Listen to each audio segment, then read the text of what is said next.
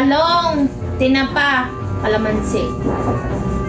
Ay di narinig na ninyo ang utos ng mami, ay di yun ang ating susundin dahil pag tayo hindi sumunod ay katakot-takot na Armalite ang ating maririnig.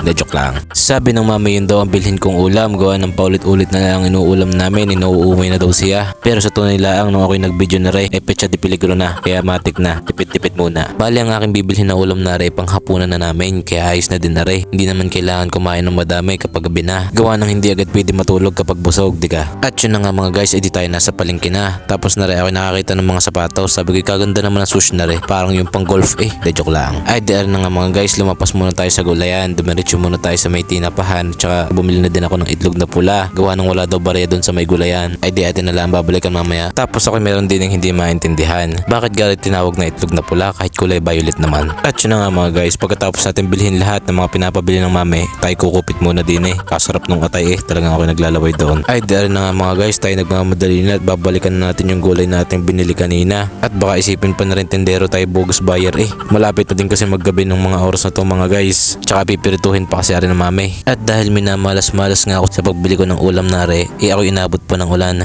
buti na lang at ako may dalang sombrero, hindi kasi ako pwede magkasakit mga guys, gawa ng hindi ko makikita si Crush sa kapilya kapag nagkasakit ako, kakarumi, de joke lang. Ay dahil na nga mga guys, tayo nakauwi na, tama-tama na mga gayong padali at hindi naman bagay. Ay dahil na nga mga guys, ang unang pipirituhin ng mami ay daw talong, gawa ng may amoy daw yung tinapa kapag pinarito. Kapag nauna kasi ang tinapa ay di lalasa dun sa talong, kaya ari mo nang inunang pirituhin. At pagkatapos ng talong mga guys ay di rin naman sinunod ng mami ang tinapa.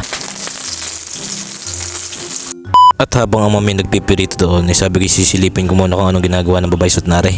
Ano ba ito balot? Napakalupit, binabalatan ng itlog na pula sa halip na gayatin.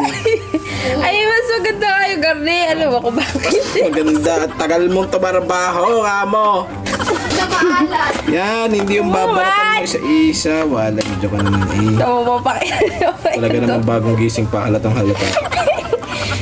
Ay ako naman talaga hanga sa kilos ng babaeng ari ay pagmasdan nyo ga kung paano maghihiwa rin ng sibuyas. Hindi ko baga maintindihan kung ari nag-iingat lang sa paghihiwa o nananaginip ay habang nagagayat. De joke lang. Ay di ari na nga kanyang matapos ang isang taon na paggagayat. De joke lang. Ay di ari na nga mga guys, hanggang sa paghahalo pinas forward ko na lang at baka mainip pa kayo. De joke lang.